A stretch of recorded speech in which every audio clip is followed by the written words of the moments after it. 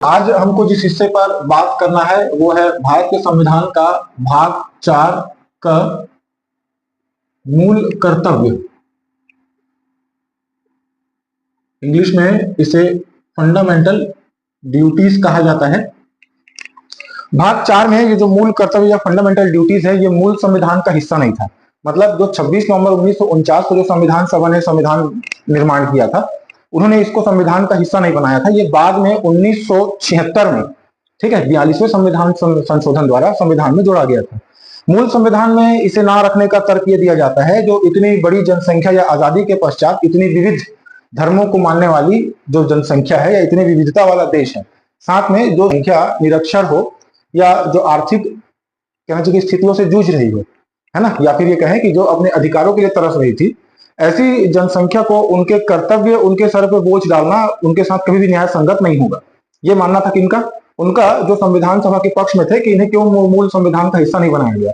हालांकि कांग्रेस पार्टी इस बात को संविधान सभा की भूल मानती है, ठीक है, कि मूल कर्तव्यों को भी, जैसे रशिया या रूस जैसे भी जो देश हैं, यूएसएसआर का जो समय, ये मूल कर्तव्य संविधान में रखा गया है। कहां से है? यूएसएसआर के संविधान से प्रेरित होकर रखा गया है। ठीक है, तो मैं ये कह रहा था कि कांग्रेस पार्टी भी मतलब ये जो मानती है, उस समय की मैं बात कर रहा हूं कि ये संविधान सभा की भूल थी, जिन्होंने मूल कर्तव्यों को मूल संविधान में जगह नहीं दी। हालांकि विद्वानों का एक दूसरा पक्ष भी है जो ये कहता है कि ये इंदिरा गांधी और न्यायपालिका के बीच जो संघर्ष चल रहा था उसका परिणाम है। ठीक है, जो उस समय पे इंदिरा गांधी के नेतृत्व वाली जो सरकार थी, कांग्रेस की जो सरकार चल रही थी, वो इस बात को साबित करने पर लगी हुई थी कि हम संविधान में कुछ भी परिवर्तन कर सकते हैं, हमसे ऊंचा कोई नहीं है।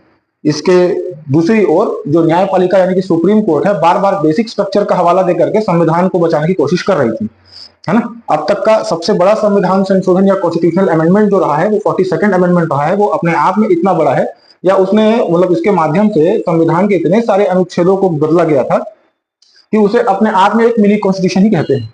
हालांकि उनके बीच के संघर्ष का परिणाम हो या कुछ भी हो, हमारा सिलेबस तो बड़ा हो चुका है, हमको ये देखते चलना है। ठीक है, तो भाग 4 में मूल कर्तव्य फंडामेंटल ड्यूटीज जोड़ा गया था सरदार स्वर्ण सिंह समिति, ठीक है, सरदार स्वर्ण सिंह समिति की सिफारिशों पर।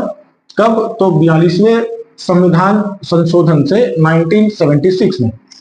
देखिए, उस समय जिस समय ये लागू किया गया था, उस समय देश में इमरजेंसी चल रहा था कि सरदार स्वर्ण सिंह समिति ने कुल 8 मूल कर्तव्यों की अनुशंसा की थी। मतलब वो जो समिति गठित की गई थी इस संबंध में, उन्होंने कितने मूल कर्तव्य दिए थे? 8 मूल कर्तव्य दिए थे। ठीक है, उनमें से कुछ मैं आपको बताता हूं जो महत्वपूर्ण लगते हैं। एक ये है कि टैक्स पेमेंट, ठीक है, टैक्स पेमेंट को क्या किया जाना चाहिए? मूल कर्तव्य बनाना चाहिए कि जनता जो है वो अपने कर्तव्यों को समझे देश के प्रति, कि क्या करना चाहिए, टैक्स भुगतान करना भी उनका कर्तव्य होना चाहिए, और जो भी उक्त कर्तव्य हैं उनके पालन ना किए जाने पर दंड का प्रावधान भी किया गया था। हालांकि इंदिरा गांधी की जो सरकार थी, है ना, उसमें इंदिरा गांधी प्रधानमंत्री थी, तो उनकी सरकार ने इन दोनों को ऐड नहीं किया। इसके अलावा उन्होंने 10 मूल कर्तव्य जोड़े। हालांकि सरदार स्वर्ण सिंह समिति ने 8 मूल कर्तव्य की अनुशंसा की थी, लेकिन जोड़ा कितना गया था? 10 जोड़ा गया था। इसका घनघोर विरोध भी हुआ था, हम देखते हैं, इसको आगे चलते हैं। ठीक है, तो पहले हम मूल कर्तव्यों पर डिस्कशन कर लेते हैं। सबसे पहला जो मूल कर्तव्य है वो है क्या? संविधान का पालन करें, और जो राष्ट्र प्रतीक है, राष्ट्र प्रतीक जैसे राष्ट्रध्वज, राष्ट्रगान आदि का क्या करें? सम्मान करें।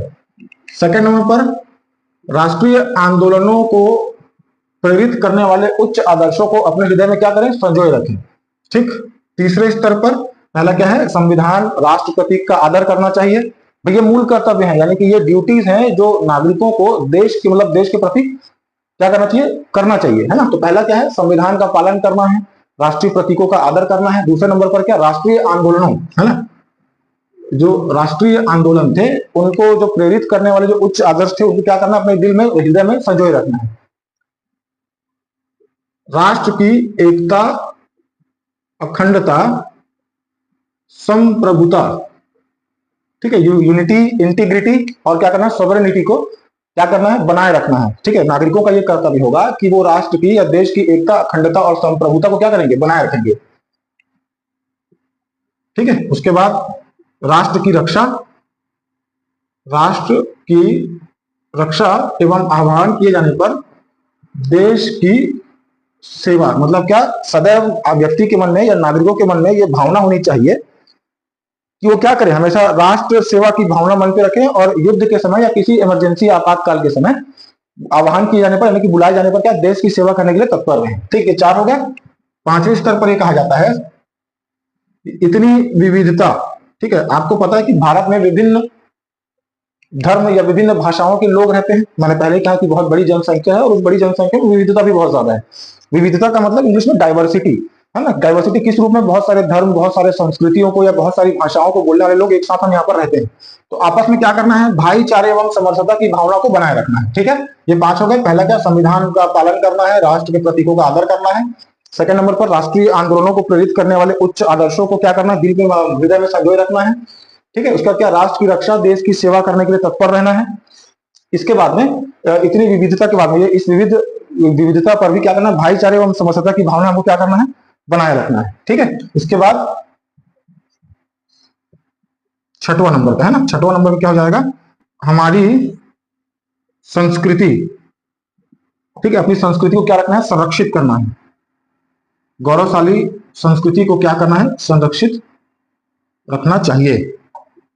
7वें नंबर पर पर्यावरण संरक्षण। पर्यावरण संरक्षण या वन्य जीव या किसी भी जो जीव जंतु है उन सभी के प्रति क्या रखना चाहिए, दया भाव रखना चाहिए। पर्यावरण संरक्षण कहना चाहिए इसको, पर्यावरण संरक्षण और जीवों के प्रति क्या रखना चाहिए, दया भाव रखना चाहिए।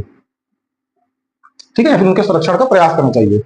8वें नंबर पर वैज्ञानिक दृष्टिकोण और मानववाद का विचार मन में रखना चाहिए। वैज्ञानिक दृष्टिकोण, मानववाद और ज्ञान अर्जन से क्या करें, सुधार का प्रयास हमेशा करते रहना चाहिए। ठीक है, ये कहाँ लिखा गया है, 8वें नंबर पर। उसके बाद 9वें नंबर पर सार्वजनिक संपत्ति। सार्वजनिक संपत्ति, सार्वजनिक संपत्ति मतलब जो सरकारी है या राष्ट्रीय धरोहर है ना। जैसे क्या होता है, कई बार आप देखें ना कि हम किसी पुराने जगहों पर घूमने जाते हैं, जैसे कोई मंदिर देवालय वगैरह में घूमने जाते हैं, तो प्राचीन समय से रिलेटेड लोग उसमें इस तरह के काम करते हैं, ये सब बना के रखते हैं वहां पर, हमने देखा है सर। तो हमको ये सब नहीं करना है, हमको जो हमारे राष्ट्रीय धरोहर है या जो सार्वजनिक संपत्ति है, हमको क्या करना चाहिए, हमको उनको संरक्षित करना चाहिए। कहा गया है 9वें नंबर पर। 10वें नंबर पर व्यक्तिगत एवं सामूहिक उत्कर्ष की बात की गई है। व्यक्तिगत और सामूहिक उत्कर्ष है 10वें नंबर पर। ठीक है, तो ये जो 10 मूल कर्तव्य थे ये जोड़े गए थे कब, 42nd अमेंडमेंट के द्वारा। ठीक है, ये कब जोड़ा गया था, 42वें संविधान संशोधन के दौरान, जब देश में राष्ट्रीय आपातकाल की स्थिति थी, उस समय इसको क्या किया गया था, संविधान में मूल कर्तव्य जोड़ा गया था। यह कहा गया था कि व्यक्ति को या नागरिकों को अधिकारों के साथ साथ क्या करना चाहिए, उनके कर्तव्य का भी बोध होना चाहिए, क्योंकि बिना कर्तव्य के जो अधिकार होते हैं वो क्या होते हैं, व्यर्थ होते हैं, है ना। मतलब क्या कह सकते हैं उसको, कि अगर नागरिकों को जिम्मेदार बनाना है तो एक जिम्मेदार नागरिक वही होगा जिसको अपने अधिकारों के साथ साथ क्या होगा, अपने कर्तव्यों का भी बोध हो या अपने कर्तव्यों के बारे में जानकारी हो। हालांकि आपातकाल के दौरान जब ये इंदिरा गांधी की सरकार द्वारा यानी कांग्रेस पार्टी द्वारा इन मूल कर्तव्यों को जोड़ा गया था, तो जो बाकी दल थे या जनता दल उस समय थी, तो वो काफी विरोध कर रही थी। जो इसके बाद है ना, जो मोरारजी देसाई की नेतृत्व वाली जो जनता दल आई, वो उस समय तो विरोध कर, जब वो सरकार पे नहीं थी, लेकिन बाद में जब इसके बाद दूसरा चुनाव हुआ, दूसरा चुनाव में जब जनता सरकार आई, जो उस समय तो विरोध था, लेकिन जब अपनी सरकार आई तो इसको भी उन्होंने महत्वपूर्ण समझा। तो इसमें देखो, इंदिरा गांधी ने बहुत सारे चेंजेस किए थे 42वें संविधान संशोधन से, पूरा मिनी कॉन्स्टिट्यूशन बना डाला था। इसको में से बहुत सारे प्रावधानों को 43rd और 44th कॉन्स्टिट्यूशनल अमेंडमेंट द्वारा बहुत सारी चीजें चेंजेस कर दिए गए, लेकिन ये नहीं हटाया गया। विपरीत इसके, जिसका वो खुद विरोध कर रहे थे, 86वें संविधान संशोधन से, 86th अमेंडमेंट 2002 से, ठीक है, 86th अमेंडमेंट 2002 से एक 11वां मूल कर्तव्य जोड़ दिया गया था। ठीक है, मैं ये कह रहा हूं कि जो मोरारजी देसाई वाली जो सरकार थी, जिस समय ये लागू किया गया था, उस समय ये इसका विरोध कर रहे थे। बहुत सारे प्रावधानों को उन्होंने 43rd और 44th, भाई 42वें संविधान संशोधन इंदिरा गांधी ने किया, पूरा संविधान बदल डाला, चाहे न्यायपालिका के साथ कोई विवाद रहा हो, चाहे कोई भी स्थिति रही हो, है ना। उन्होंने बहुत सारे चेंजेस किए थे किस पर, संविधान में, क्लियर है। जिसको अगली सरकार जो आई उसने 43 और 44th संशोधन के द्वारा काफी चीजों को बदल दिया, लेकिन इसको रहने दिया, क्योंकि उनको भी ये एहसास हो गया था शायद कि ये संविधान में होना जरूरी है। ठीक है, कि लोगों को अपने कर्तव्य के बारे में जानकारी होनी चाहिए। ठीक, उसके बाद 86th अमेंडमेंट करके 2002 में एक 11वां मूल कर्तव्य जोड़ दिया गया कि 6 से 14 वर्ष तक के बच्चों के लिए, क्या है, 6 से 14 वर्ष तक के बच्चों के लिए क्या करना चाहिए, उनको यथासंभव क्या करना चाहिए, उनको शिक्षा या गरिमामय जीवन देने का प्रयास करना चाहिए। ये जोड़ा गया था किसमें, 11वां एक मूल कर्तव्य जोड़ा गया था 86 अमेंडमेंट 2002 द्वारा। ठीक, अब इन मूल कर्तव्यों में आप देख पा रहे हैं काफी कुछ वर्ड्स रिपीटिशन में है। भाई संविधान में बाकी जगह तो इसके प्रावधान कर दिए गए हैं, तो फिर से इसको लिखने का क्या औचित्य है कि भाई जब सब जगह आपने अधिकारों में, डीपीएसपीज में सभी जगहों पर इसकी बात कर दी है, तो फिर इसको और अलग से लिखने का क्या है। तो इसके कुछ आलोचक भी हुए। ठीक है भाई, जो इसके पक्ष में तर्क देते थे, मैं कह रहा हूं कि संविधान में मूल कर्तव्य जोड़ा गया, कुछ लोग वो थे जो इसके पक्ष में बात करते थे और कुछ वो थे जो विपक्ष में बात करते थे। हालांकि इस पर विपक्ष का पलड़ा भारी दिखता है। पक्ष की बात करें तो उनका मानना था कि जनता को क्या होना चाहिए, अधिकारों के साथ साथ अपने कर्तव्यों के बारे में भी जानकारी होनी चाहिए, क्योंकि बिना कर्तव्य के अधिकार क्या होते हैं, निरर्थक होते हैं या व्यर्थ होते हैं, ये लोगों का मानना था। ठीक है, दूसरी ओर पक्ष में रखने वाले ये कहते हैं कि जब यूएसएसआर यानी कि रशिया जैसे देश अपने संविधान में मूल कर्तव्य डाल सकते हैं तो हम क्यों नहीं डाल सकते, हालांकि ये हिस्सा होना चाहिए। ठीक, ऐसा कहा जाता है जो पक्ष पे तर्क देते हैं।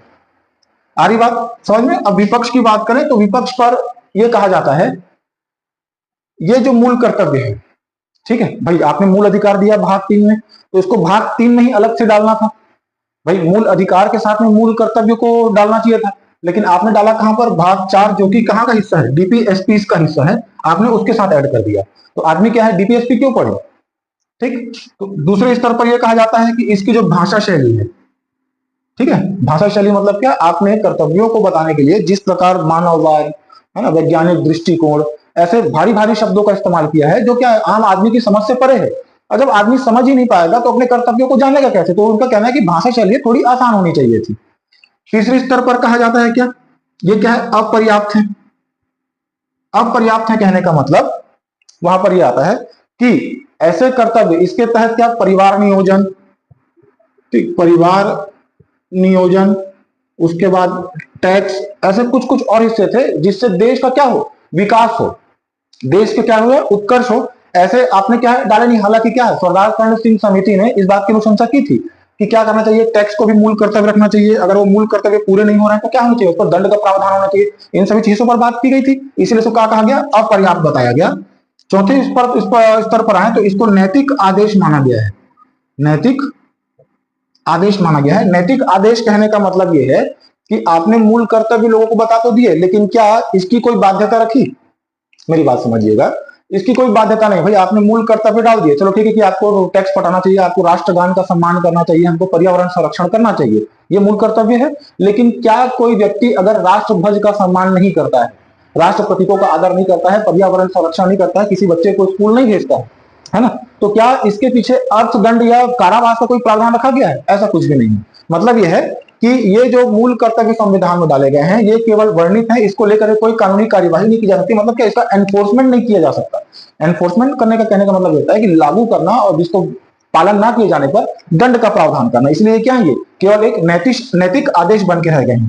पांचवी बात विदेशी नागरिकों के संबंध में कि भाई आपने मूल अधिकार दिए, उसमें कुछ नागरिकों के साथ साथ में कुछ अधिकार ऐसे भी थे जो हमने चर्चा की मूल अधिकार वाले पार्ट में, जो विदेशियों को भी प्राप्त है। जैसे क्या, अनुच्छेद 15, 16, 19, 29, 30, ये ऐसे आर्टिकल हैं फंडामेंटल राइट्स के अंतर्गत जो क्या है नागरिकों को व्यवस्थित। आ रही बात समझ में, है ना, नागरिकों या विदेशी नागरिकों के बीच भी इसमें आवंटन किया गया है। लेकिन जो मूल कर्तव्य है ये केवल नागरिकों के लिए लागू होते हैं, विदेशी नागरिकों के लिए नहीं। ठीक है, तो जैसा कि हम देख पा रहे हैं क्या इसमें जो पक्ष पर इसके कहने वाले हैं और जो इसके विपक्ष पर तर्क देने वाले हैं, तो यहाँ पर विपक्ष का पल्ला थोड़ा सा भारी दिखता है। हाल फिलहाल जो भी हो इतना पर्याप्त है। ठीक है, तो ये हो गया क्या आपका फंडामेंटल ड्यूटीज। हमने 11 कर्तव्यों पर चर्चा की, इसके पक्ष विपक्ष पर तर्क दिया, आने के कारण बताए, या हिस्टोरिकल बैकग्राउंड कह सकते हैं, ये सारी चीजों पर हम चर्चा किए। अब अगला हिस्सा जो हमको चर्चा करना होगा वो संघीय कार्यपालिका यानी कि क्या, राष्ट्रपति पर। राष्ट्रपति पर हम आर्टिकल 51A तक का डिस्कशन हम कर चुके हैं। अब हम जो आगे करेंगे वो 52 के आगे के हिस्से पर बात करेंगे। ठीक है।